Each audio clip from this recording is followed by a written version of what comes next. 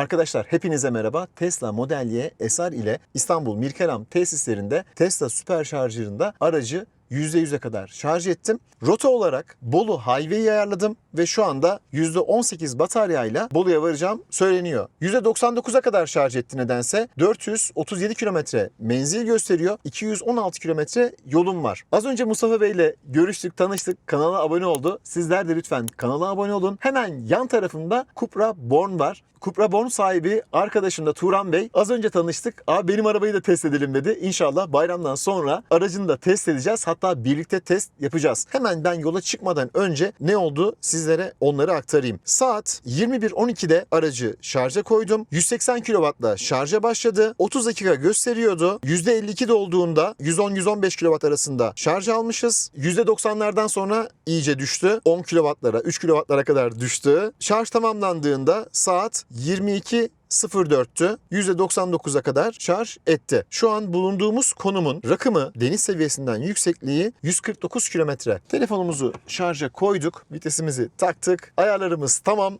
Yola çıkalım.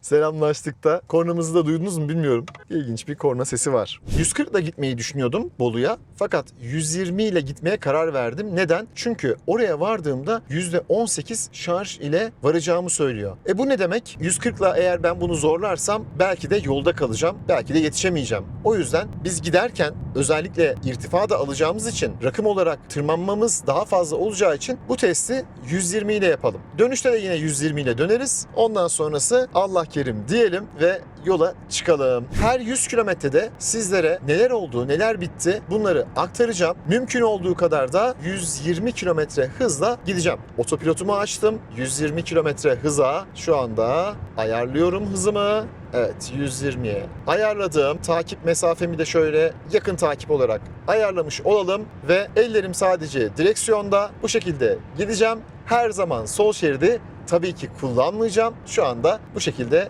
devam etmem daha uygun gözüküyor. Orta şerit biraz daha yoğun. Sizler de lütfen sol şeridi işgal etmeyin ve gerekmedikçe lütfen sis farlarınızı kullanmayın arkadaşlar. 100 kilometre sonra görüşmek üzere. Otonom sürüşle devam ediyoruz. Kuzey Marmara otobanına gireceğiz. Bakalım gişelerde aracın tepkisi ne olacak? Hiçbir şey yapmayacağım.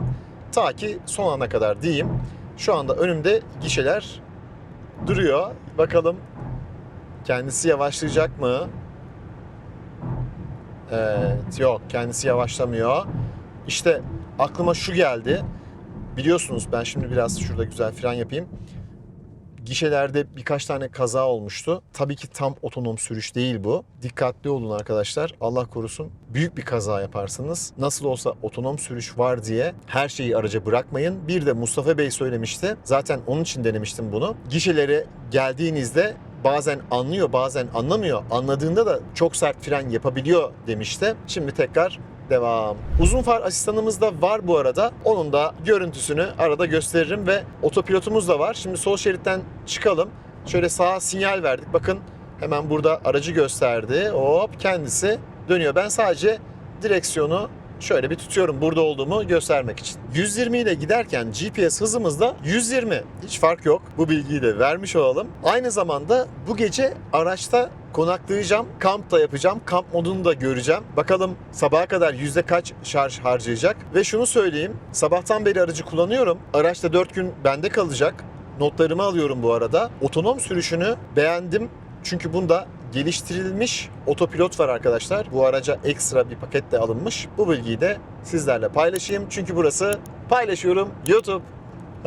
An itibariyle 100 kilometreyi geride bıraktık şarj olduktan sonra. Ortalama tüketimimiz 19.9, 20 diyebiliriz. Sıcaklığım 23 derece, rakım 68 metre. Cep telefonuyla biraz uğraştım. Siz uğraşmayın arkadaşlar. Şöyle hafiften bir baktım. Mesaj gelmişti sadece. Fakat cezayı hemen kesti Tesla bana. 5 defa ard arda ceza alırsanız bir hafta boyunca otopilotu kullanamıyorsunuz. Cezalarınız kısaca bir hafta sonra siliniyor. Tırların yanından geçerken güzel bir özellik. Hafiften böyle tırlar şeridi tabii kaplıyor ve biraz daha böyle bizim şeridimize doğru geldiğinde aracı olduğum şeridin biraz böyle soluna yaklaştırıyor ki tırları rahat bir şekilde geçsin. Bu da açıkçası güven veriyor. Yolculuk ağı da sıfırladım.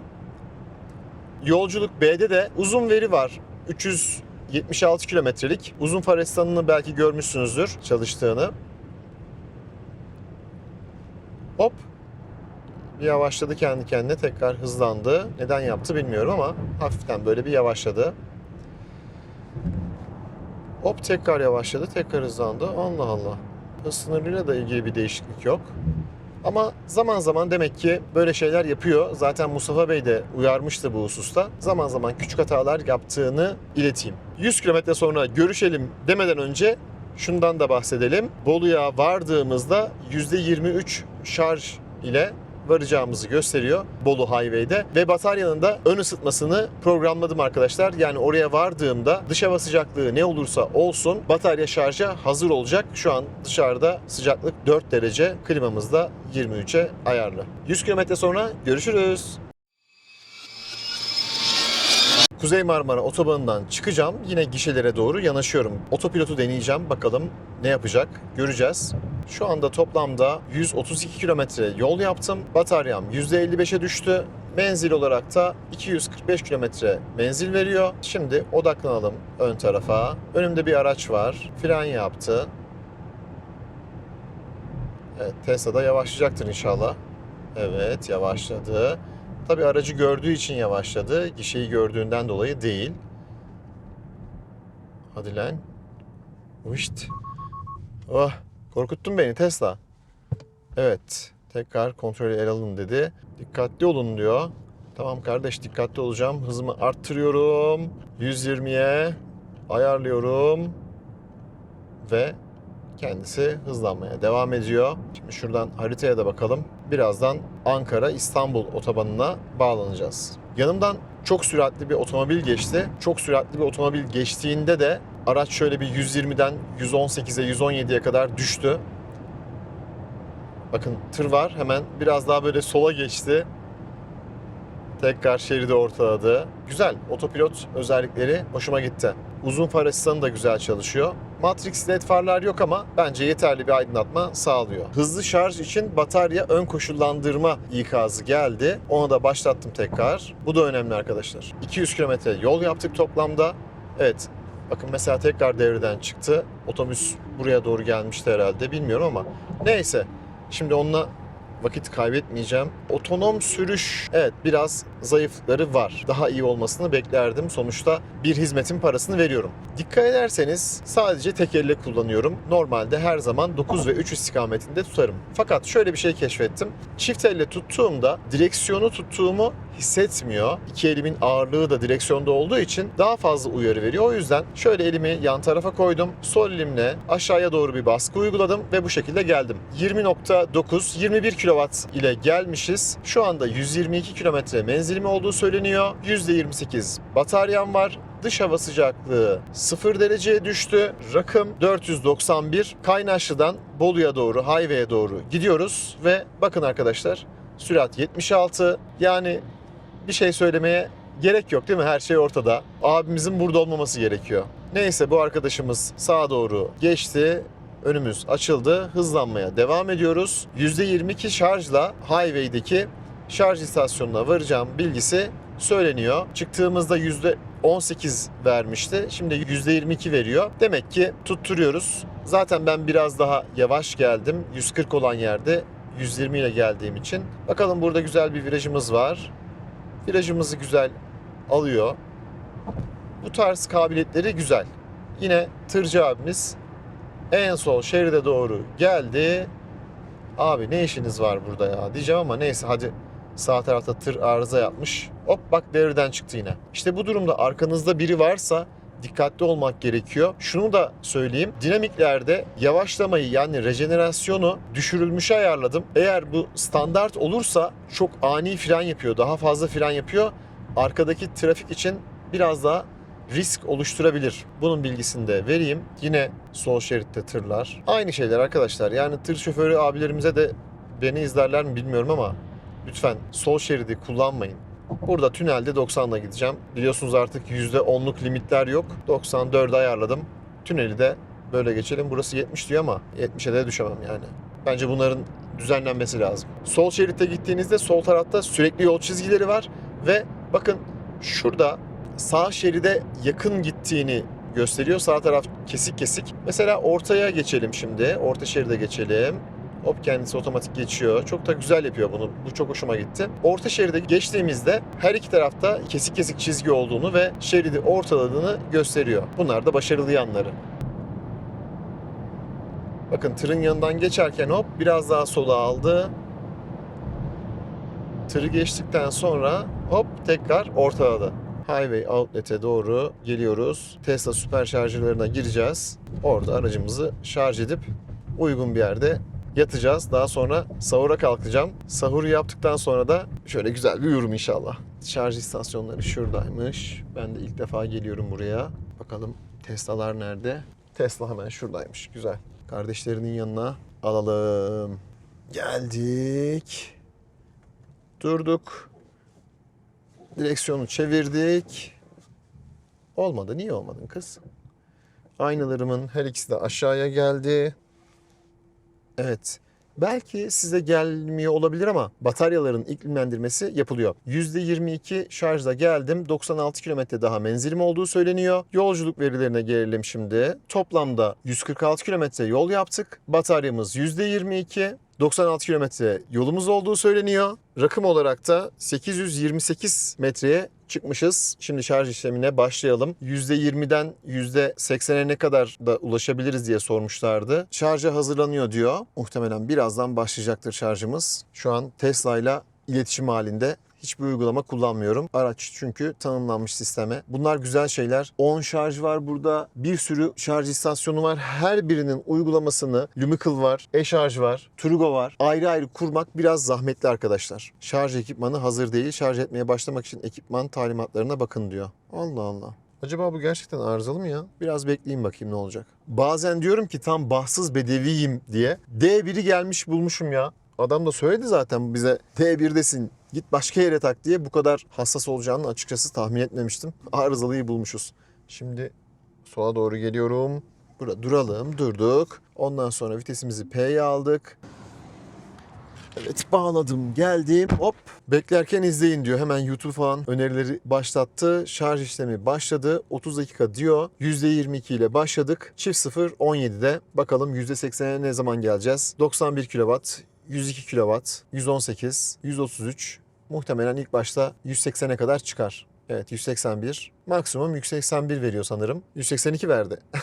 Çift 0 17'de şarjı takmıştık. Tam 19 dakika sonra çift 0 36'da %80 şarj oldu. Dinlenme tesisine gittim. Lavabo ihtiyacımı giderdim. Geldiğimde %77 idi ve Ankara'ya rahat rahat varıyordum. %10'luk şarjla varıyordum. Şu anda %81 ve %17 şarjla Ankara'ya varabilirsin diyor. Yani elektrikli araçlarda şarj korkusunu bence biraz olsun yenmek gerekiyor. Şimdi kamp moduna geçelim yavaş yavaş. Arkada şişme yatağımı şişirdim. Sadece 3 dakika kaldı %100 şarj olmasına. 28 kW'la şarj ediyorum şu anda. Batarya %95, menzil 421 kilometre. Düzce'deki Köfteci Yusuf'a da yol tarifi aldım. Kısmetse orada bir sahur yaparım, çay içerim, çorba içerim diye düşünüyorum bakalım. Saat çift 0.50. Bataryamız %99, son 2 dakika çift 0.58. 8 kW'la şarj ediyoruz. Saatimiz 01.01, 2 dakika kaldı diyor. 7 kW'la şarj ediyor. Bakalım %100'e kadar şarj edecek mi bu sefer? Kalibre ediliyor diyor. Daha önce yapmamıştı bunu. 01.03. 01.12 itibariyle şarj tamamlandı. Kalibrasyon işlemi biraz uzun sürdü. Fakat siz bunu her zaman yapmanıza gerek yok. Haftada bir defa, 2 haftada bir defa yapmanız yeterli olacaktır. Hızlı şarj sırasında su buharı görülebilir. Şarj normal şekilde devam edilebilir diyor. Su buharı falan yok şu anda. Bunun sebebi de tabii ki ısı pompası. Şimdi biz aç diyelim. Hadi bakalım.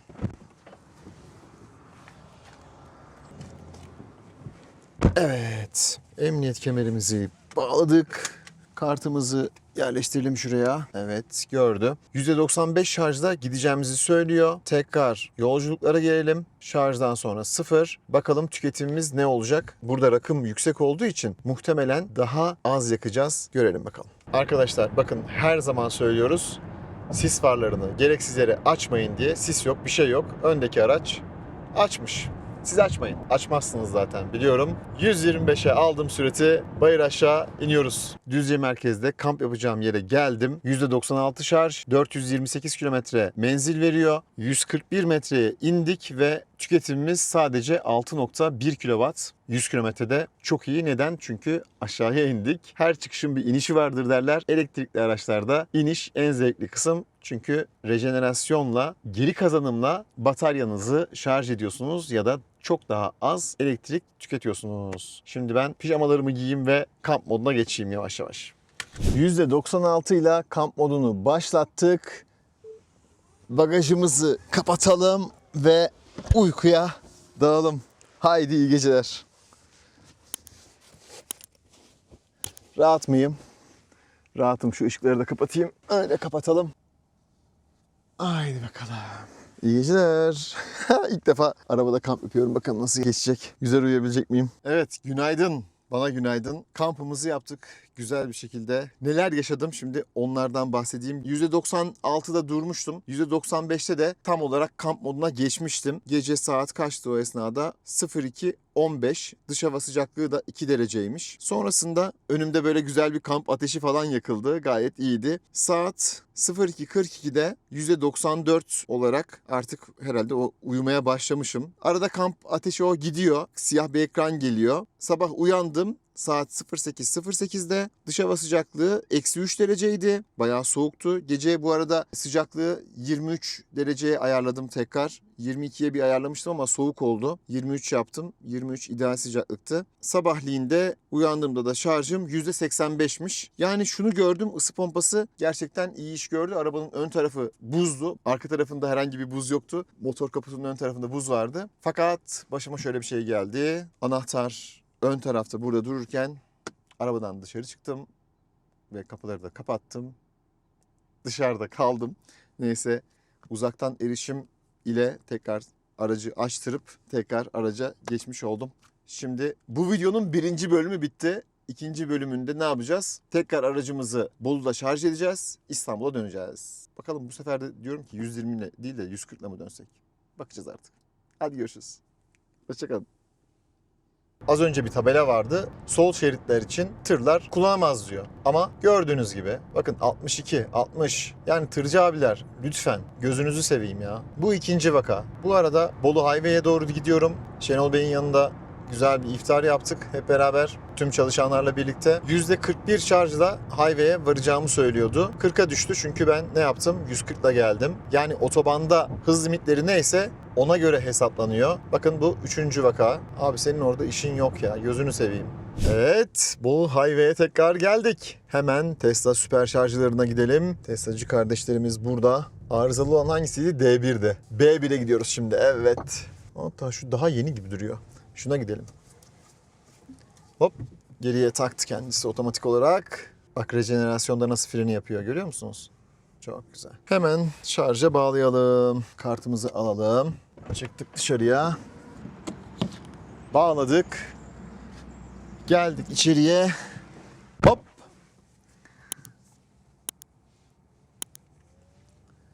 Ve şarj başladı mı? Başladı bile. 20.35'te şarja başladık. %40 ile 30 dakika sonra bitecek diyor. Yine tam dolduracağız. Sonuna kadar dolduracağız. Muhtemelen çok fazla vaktim yok. Hemen gidip bir kahve alıp geliyorum. Dostlar kahvemi aldım geldim. 20.50 %84 dolmuş. Gerçekten hızlı. Önemli olan zaten aslında verimli olmak ve aracı hızlı şarj etmek. Gerçekten odaklanılması gereken noktalardan biri de belki de bu. 21.13 itibariyle %99'a kadar şarj etti ve kalibre işlemi başladı. Tabii siz bunu %100'e kadar şarj etmenize kesinlikle gerek yok. Sürekli ben test edeceğim için yine %100'e kadar şarj edeceğim. Yorumlarda biri yazmış 120 ile yol bitmez diye. Dönüşte 140 yapalım mı? 140 ile dönelim. Bakalım İstanbul'a kaç şarjda varacağız? Rahat rahat varırız diye düşünüyorum. Çünkü bayır aşağı ineceğiz. 21.19 itibariyle şarjımız tamamlandı. Kalibrasyon işlemi bitti. Hemen yol tarifimizi de alalım. Nereye gideceğiz? İstanbul Kuzey North Süper Şarjı'na yol tarifini aldık. %33 ile oraya varacağımız söyleniyor. 217 kilometre yolumuz var. Kartımızı koyduk. Emniyet kemerimizi bağlıyoruz. Her zaman olduğu gibi bağladık. Sürüş için frene tekrar basın dedi. Arkamda engel olduğunu anladı. İleri gideceğimi biliyor. Durmak yok diyoruz ve yola devam ediyoruz. Yine her 100 kilometrede ne kadar enerji tükettiğimizi paylaşırım sizinle. O zaman 100 kilometre sonra görüşürüz. Biri sis farını yakmazsa araya girmeyeceğim. Söz. Uzun far asistanı düşük hızlarda da devreye giriyor bu arada. Onu da beğendim. Güzel de çalışıyor. Kaç kilometre menzil var bilgisini söylemeyi unuttum. 440 kilometre menzil gösteriyor %99'da. 445 kilometre muhtemelen %100'de göstereceği değerdi. Orayı kaçırdık. 140 ile 67 desibel ölçtüm. Güzel bir asfalt var. Rüzgar sesi daha fazla hakim. Mesela şu anda yol sesi biraz daha hakim olmaya başladı. Neden? Asfalt değişti. Asfalt kalitesi değişti. Şu anda mesela nedir durum bakalım. Yine 67 desibel civarı. Çok büyük bir değişim yok. Tonda değişiklik var daha fazla demek ki. O bize daha fazlaymış gibi geliyor. Kulak yanılıyor ama cihaz yanılmıyor arkadaşlar. Bu bilgiyi de ekleyelim. Yani 120 ile 140 arasında çok büyük fark yok. İşte bu da aerodinamik kas sayının düşük olmasından kaynaklı. Rüzgarı yarıp geçiyorsunuz. Kuzey otobanına giriyoruz ve HGS gişelerimiz var. İleride bakın uzun far asistanı çalıştı. Fakat tabii ki görmedi. Aslında bunları var ya sisteme böyle girmek lazım ki bunlar gözüksün değil mi? Ben de böyle sistemi test ediyorum bu arada. Gelişmiş otopilot ama buralara geldiğinde bu otopilotun yavaşlaması gerekiyor. Nasıl ki tabelaları okuyor, orada süratini düşürüyor. Buralara geldiğinde de bunu yapması lazım diye düşünüyorum. Yapabilir kesinlikle. Kuzey Marmara'ya girdik. Şöyle yolculuğumuza bakalım. 82 kilometre olmuş. 16.5. Harika. Gayet güzel. 344 kilometre. %77 menzil. Yola devam. 100 kilometreyi geride bıraktık. Şarjımız %70. 312 kilometre menzil gösteriyor. %27 şarjla Mirkelam Tesla şarj istasyonuna gireceğiz. Şunu hemen söyleyeyim. 140'la evet otonom sürüş güzel. Özellikle Kuzey Marmara Otobanı şu an boş olduğu için çok güzel, akıcı. Fakat mesela Bolu'dan aşağıya inerken çok fazla tır olduğu için, çok fazla viraj olduğu için orada çok rahat etmedim. Bir de sol şeritte biraz daha böyle kasıyor kendini. Orta şeritte gittiğiniz zaman çok daha güzel oluyor ama orta şeritte de işte 140'la gidemiyorsunuz. 140'la sol şeritte bile gidemiyorsunuz ne yazık ki. Böyle bir durum var. Haydi bakalım 100 kilometre sonra görüşürüz.